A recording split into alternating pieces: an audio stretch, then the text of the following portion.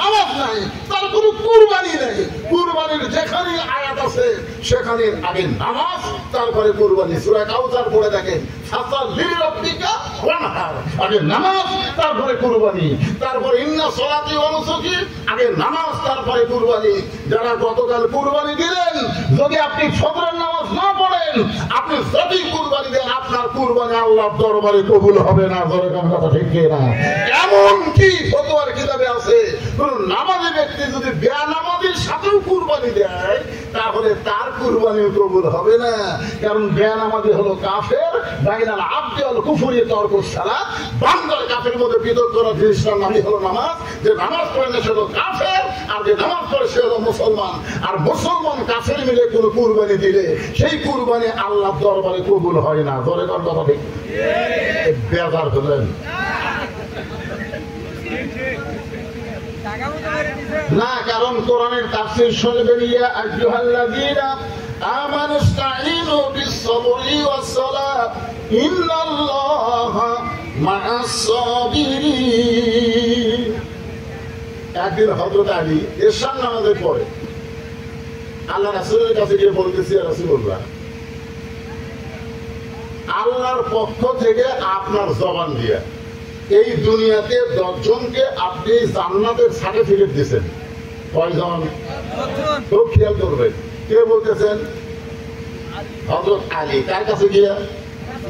আল্লাহর নবীর কাছে গিয়ে বলতেছে, যে রাসূলুল্লাহ, আপনি বলেছেন আল্লাহর ইচ্ছায়। কার ইচ্ছায়? নবী কি নিজের ইচ্ছায় কথা কয় না আল্লাহর ইচ্ছায়?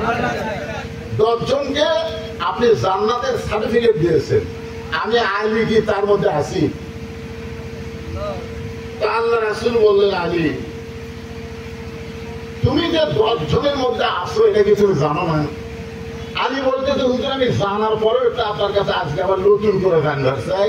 তখন রাসূল বললেন, আবু বকর, আমার দিকে তাকান, 1 নম্বর আবু বকর, 2 নম্বর উমর, 3 নম্বর ওসমান, 4 নম্বর আলী, 5 নম্বর আব্দুর রহমান ইবনে আওফ, 6 নম্বর জুবাইর, 7 নম্বর তালহা, 8 নম্বর সাদ ইবনে আবু ওয়াক্কাস, 9 নম্বর আবু সাঈদ, আর 10 নম্বর হলো উবাদা ইবনুল জাররাহ। এই 10 জনই হলেন আশারে মুবাশশারা। এই 10 জনকে আল্লাহ তাআলা দুনিয়াতে জান্নাতের সার্টিফিকেট দিয়েছেন। তাদের কোনো হিসাব দেওয়া হবে না, বিনা হিসাবে 8টা জান্নাতের দরজা তাদের জন্য আল্লাহ খুলে দিবে। আলী বলতেছে, হুজুর, তাহলে আল্লাহ তখন জান্নাত দিবেই। রাসূল বলতেছেন 100 বার দিবে। আলী বলতেছে, হুজুর, আমি যদি নামাজ বাদ দেই, এরপরেও কি আল্লাহ আমাকে জান্নাত দিবে? আল্লাহ রাসূল বলতেছেন, তুমি নামাজ বাদ দিতে পারবা, কিন্তু আল্লাহ তোমাকে জান্নাত থেকে বাদ দিবে না। তুমি রোজা বাদ দিবার পারবা, আল্লাহ তোমাকে জান্নাত থেকে বাদ দিবে না। এক কথায় তুমি আল্লাহর সব বাদ দিলেও আল্লাহ তোমাকে আর জান্নাত থেকে বাদ দিবে না। আলী বলতেছে, হুজুর, একবার কি আর সব বাদ দেওয়া যায়? আপনার সামনে ওয়াদা করলাম, আজ থেকে ফজরের নামাজ আমি আর পড়বো না, কারণ ফজরের নামাজ আমার খুব কষ্ট হয়। 5 ওয়াক্ত নামাজের মধ্যে সবচাইতে দামি নামাজের নাম কি?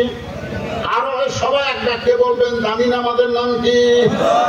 কেউ যদি ফজরের নামাজ বাড়িতে আদায় করে, আল্লাহ রাসূল বলেছেন, মসজিদে সালাতু খায়রুম মিনান নাম শোনার পরে কোন মুসলমান যদি বাড়িতে ফজরের নামাজ আদায় করে, তোমরা বুঝে নিও সেই ব্যক্তির মধ্যে মুনাফিকি রয়েছে। তাহলে 5 ওয়াক্ত নামাজের মধ্যে সবই তো গুরুত্বপূর্ণ, সবচাইতে গুরুত্বপূর্ণ নামাজের নাম কি? এই যুবকের আইবে, তোমাদের খবর কি? একটা বুড়া পাল্লা বলবে না যে তোমার বুড়া বয়সের হিসাব দাও, একটা ছোট বাচ্চাকে বলবে না তোমার ছোট বয়সের হিসাব দাও। আল্লাহ শুধু বলবে তোমার যৌবন বয়সের হিসাব দিয়ে তুমি জান্নাতে যাও।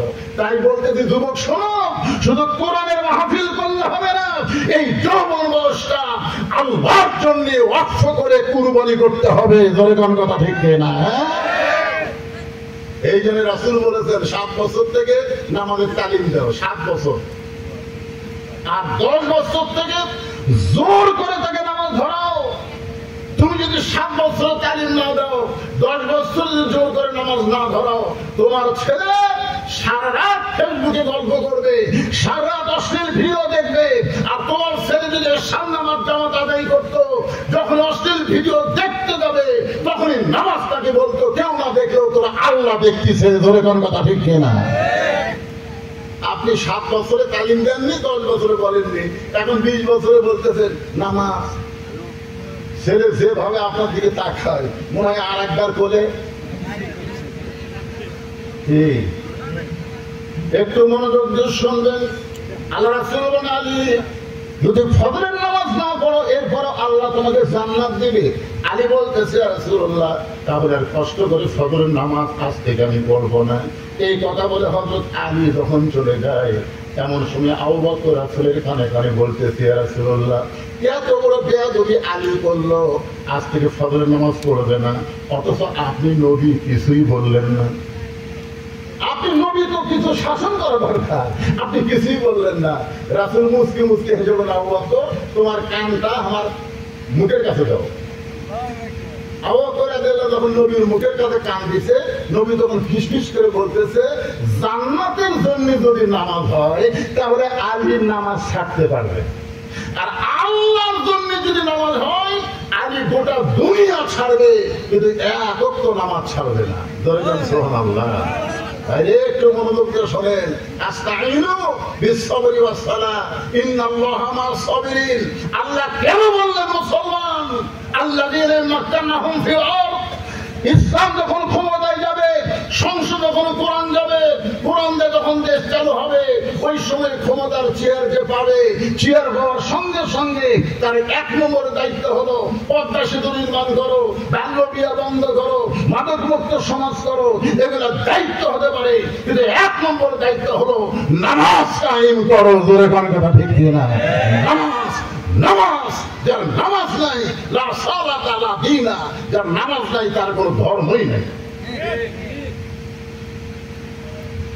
হযরত আলী বাড়িতে গিয়ে ডাকতেছে, হাসান হাসান না, দরজা খোলো। ফাতেমা চিন্তা করে, কে দিই? প্রতিদিন আমার স্বামী ঈশার নামাজ পড়ে এসে আমাকে সালাম দেয়। ধরে কম কি দেয়? আসসালামু আলাইকুম ইয়া আহলাল বাইত। কিন্তু আজকে সালাম না দিয়ে সরাসরি ডাক দিল, হাসান হাসানের মা দরজা খোলো। তার মানে সালাম কোথায় গেল?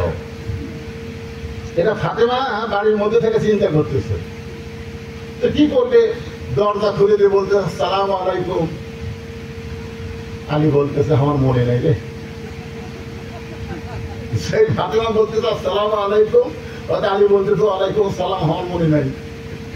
ফাতেমা বলতেছে, মনে না থাকার পেছনে ভেজাল আছে। আপনারা বলেন তো, মনে না থাকার পেছনে ভেজাল কি? এই কথা বুঝতে পারতেছেন না? সাড়ে বারোটা আছে। ধরে কেন কি সাড়ে বারোটা আছে? যে ব্যক্তি নফল ছাড়ে সুন্নতের প্রতি তার গুরুত্ব কমে যায়, যে সুন্নত ছাড়ে তার ফজরের প্রতি ফরজের প্রতি গুরুত্ব কমে যায়।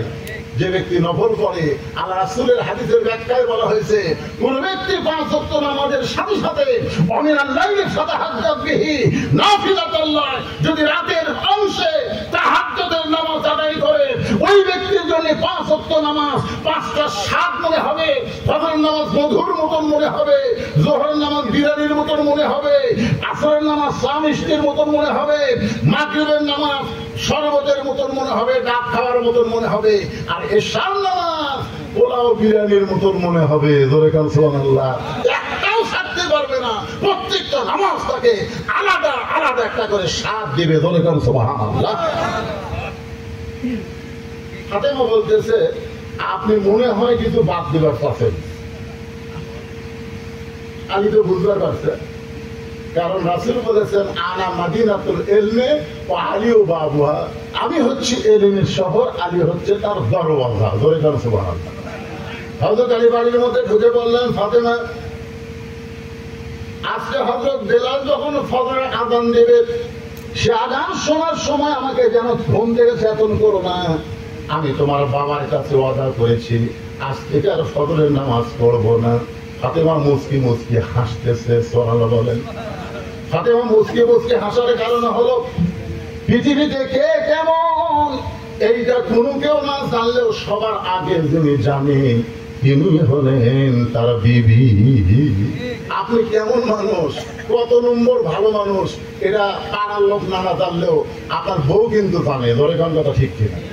আমার বইয়ের হাতে 500 টাকা ধরে দিয়ে আমি বলছিলাম, তুমি খালি একবার আমার হুজুর কত দেখি, তোমার মুখে হুজুর শুনতে কেমন লাগে। 500 টাকা হাতে দিয়ে বলতেছে, জনগণ আপনার চিনে না, তাই হুজুর কর। কিন্তু আমি আপনার চিনি না, আপনি মাল রাখি।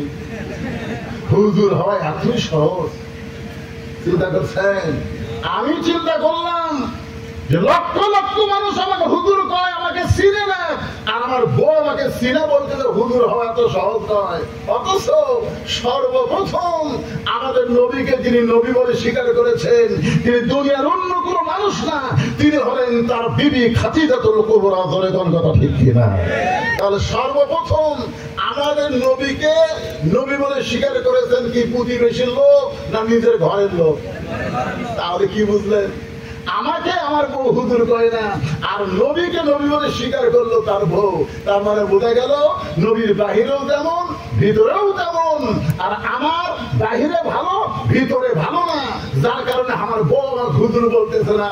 এই জন্য নিঃসন্দেহ ভাবে দুনিয়ার কোন মানুষকে মানা যাবে না, একমাত্র মানুষকে মানতে হবে, তিনি হলেন আমাদের নবী। ধরে বলেন কথা ঠিক কিনা? যাকে মানতে গেলে কোনো সন্দেহ করা দরকার নাই। ফাতেমা মুচকি মুচকি হাসার কারণ হলো, যেই মানুষটা তাহাজ্জুদের নামাজ আদায় করে আর সেই মানুষটা আমাকে বলতেছে ফজরে আযান দিলে যেন আমার ঘুম থেকে ডাক দিও না। আপনার বলেন তো, যে ব্যক্তি তাহাজ্জুদের নামাজ আদায় করে সেই ব্যক্তিকে ফজরের সময় আবার ডাক দেওয়া লাগে? লাগে, কথা বলে লাগে। কিন্তু আলী বলতেছেন, বেলাল যখন ফজর আযান দিবে তখন যেন আমার ঘুম থেকে ডাক দিও না। ফাতেমা বলতেছে, তাহলে আজকে রাত্রে আপনি যখন ভালো ঘুম পাড়বেন, তাহলে আজকে আর বালিশের দরকার নাই, আমার উরুর উপরে আপনি মাথা দিয়ে ঘুমায় যাবেন। আলী বলতেছেন, ফাতেমা তোমার উড়াকে বালিশ বানায় যদি আমি ঘুমায় যাই, তাহলে তুমি কি ঘুম পারবা না? ফাতেমা বলে, স্বামী গো, আমার বাবা বলেছেন ফাতেমা রে, আল্লাহর পরে কাউকে যদি সেজদা দেওয়ার হুকুম থাকতো তাহলে প্রত্যেকটা মেয়েকে বলতাম তোমার স্বামীর পায়ে সেজদা করো। ও ফাতেমা, আল্লাহর পরে মেয়ে মানুষের কাছে সবচাইতে দামি ওই মহান ব্যক্তি হলো তার স্বামী। ধরে গেল সুবহানাল্লাহ। আমার আল্লাহর পরে আমি আপনাকে সবচাইতে ভালোবাসি, সবচাইতে পছন্দ করি, সবচাইতে খেদমত করি। এই জন্য আমার উড়াতে বালিশ বানায়া আজকে সারা রাত আপনাকে ঘুম পাড়াবার চাই। ফজর তখন পড়বেনই না, তাহলে তো আর কোনো টেনশন আছে? আপনারা বলেন তো, ফাতেমার মতো মহিয়সী নারী, যেই নারীকে রাসূল বলেছেন সাইয়্যিদাতুন নিসায়ে আহলিল জান্নাহ, ফাতেমাতুজ জোহরা, জান্নাতি নারীদের নেত্রী হবে আমার কলিজার টুকরা ফাতেমা। ধরে কোন সুবহানাল্লাহ। আর সেই ফাতেমা স্বামীর মাথাকে পুরা দালিল বানায় যদি সারা ঘুম পাড়াবার চায়, তাহলে আমাদের বাড়িগুলার খবর কি? আপনাদের বাড়ির যেগুলো আছে খবর কি? আমার মায়েরা যারা ওয়াজ শুনতেছেন একটু মনোযোগ দিয়ে শুনবেন। স্বামী যেমনই হোক না কেন, ওই স্বামীকে খেদমত না করা পর্যন্ত আপনি জান্নাতে যাওয়ার পারবেন না। আল্লাহ রাসূল বললেন, মেয়েদের জন্য মাত্র 4টা আমল করা লাগবে। 1 নম্বর আমল হলো নামাজ, 2 নম্বর রমজান মাসে রোজা, 3 নম্বর স্বামীর কথা মতো চলা, স্বামীর খেদমত করা, আর 4 নম্বর হলো সতীত্বের হেফাজত, পর্দা করা। ফাতেমা বললেন, বাবা স্বামীর খেদমত এই সম্পর্কে একটু আমাকে বুঝাই দেন। আল্লাহ নবী বললেন, ফাতেমা আলী যখন খেদমত চাবে তখন তুমি খেদমত করবা, আলী যখন খেদমত না চাবে খবরদার তুমি খেদমত করতে যাবা না, কারণ অতি ভক্তি। জোরে কারণ অতি ভক্তি। দেখেন রাসূল কি বুঝালেন, যখন আলী খেদমত চাবে তখন খেদমত করবে। যদি বলে আসো তো আমার মাথা একটু টিপে দাও, কি করে দিবা, আসো আমাকে একটু বাতাস দাও, করবা। কিন্তু যতক্ষণ না বলবে ততক্ষণ অতিরিক্ত খেদমত করতে যাবে না, কারণ অতি ভক্তি। আপনাদের যদি কোনো বউ হঠাৎ আপনার খেদমত করে, আপনি বুঝবেন সেদিন কিছু একটা হবে। দেখবেন কারেন্টের ফ্যান বন্ধ করে দিয়ে তাল পাকার বাতাস করতেছে। দেখো কারেন্ট নাই, কারেন্ট আছে তো ফ্যান না দিয়ে বাতাস করো কেন? বলে ফ্যান যদি আপনাকে ঠান্ডা করে তাহলে আমি জান্নাতে কেন যাবো? এই জন্যই তাল পাকার বাতাস করে আমি আপনার আমল করে মহব্বত করে জান্নাতে যাওয়ার চাই। কিছুক্ষণ পরে কপাল টিপতেছে, কিছুক্ষণ পরে পায়ে লোক টানতেছে, হাতের লোক টানতেছে, লোক ফুটিয়ে দিচ্ছে, বাতাস করতেছে, খেদমত করতেছে। স্বামী বলতেছে আল্লাহ আল্লাহ। এইরকম বউ পাওয়া যায় ভাগ্য গুণে। এমন সময় বউ কান্না শুরু করে দিচ্ছে। স্বামী বলে কেন কান্দো কেন? বলে না এমনি এমনি কান্দি। স্বামী বলে না না না কি জন্য কান্দো? আমার খেদমত করতেছো, পাকার বাতাস করতেছো, আমার কানতেছো, কান্দার কারণ কি? না না না এমনি এমনি। আরে কি হয়েছে তোমার, কান্দো কেন? বলে আমি কানছি কি জন্য? যদি বলি আপনি কি শুনবেন? বলেন আপনি শুনবেন, ওয়াদা দেন শুনবেন। তখন তো কি জন্য কান্দে? তো আচ্ছা ঠিক আছে শুনবো, বলো কি জন্য কান্দো? বলে কান্দার কারণ হলো আপনার বুড়া বাপ আর বুড়ি মা, এটাই হলো কান্দার কারণ। আপনি যখন বাহিরে চলে যান এই বুড়া বুড়ি আমার কলটা আগুন ধরে দিচ্ছে। এই গয়ার বাতাস করে, এই গয়ার বাতাস করে। আপনি যদি আপনার বাপ মার সাথে থাকতে চান তাহলে আল্লাহর রাস্তে আমার বাপের বাড়ি পাঠাতেন। আর আপনি যদি আমার সঙ্গে জান্নাতের সংসার করবার চান তাহলে আপনার বাপ মা বাদ দেওয়া লাগবে। ওমা আলাইনা ইল্লাল বালাগ। এখন আমার ওয়াজ শেষ করলাম, এখন আপনি কি আমল করবেন? কম। স্বামী তো বলতেছে তোর কান্না দিকে তো আমি ভুলে গেছি রে। এমন সময় আল্লাহর কোরআন এসে সামনে এসে বলতেছেন আল্লাযী খালাকাল মাউতা ওয়াল হায়াতা লিয়াবলুয়াকুম আইয়ুকুম আহসানু আমালান ওয়া হুয়াল আজিজুল গফুর। কি বললেন? আল্লাহ বলতেছেন ইমানদারেরা মৃত্যুর হায়াতকে আমি সৃষ্টি করেছি তোমাদেরকে পরীক্ষা করার জন্য। আর পরীক্ষার বিষয়টা হলো আইয়ুকুম আহসানু আমালা, সুন্দর আমল। তো এই মুহূর্তে তোর বউ যে ওয়াজ তোর কাছে করলো, ওয়াজ করে বললো আমা আলাইনা ইল্লাল বালাগ। এখন তুই কি আমল করবি? যদি বইয়ের কথা মতো আমল করিস বাপ মা বাদ দেওয়া লাগবে। আর যদি বাপ মার সঙ্গে থাকতে চাস তাহলে এই বউ বাপের বাড়ি তাড়ে দেওয়া লাগবে। এখন তুই কি আমল করবি? তোর জন্য সুন্দর আমল কোনটা? এমন সময় কোরআন বলতেছে ওয়াকাদা রাব্বুকা আল্লা তা'বুদু ইল্লা ইয়াহু ওয়া বিল ওয়ালিদাইনি ইহসানা। ওই এখন লাভ দেউছে। ওটা বলতেছে ব্যাগ ট্যাগ সব গোছান আছে। ব্যাগ মেয়ে মানুষের ব্যাগ গোছায় না, কোনো টাকা তার সঙ্গে ব্যাগ ট্যাগ গোছায় না। তো ব্যাগ ট্যাগ সব গোছান আছে কেন?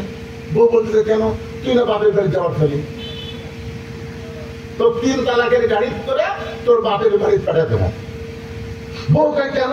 বলে তুই জানিস না তোর মতন বউ তালাক দিলে বিকালে বিয়ে করবার পারবো, তোর মতন বউ সকালে মরলে সুন্দর আর একটা বউ নিয়ে বাড়িতে আসবো।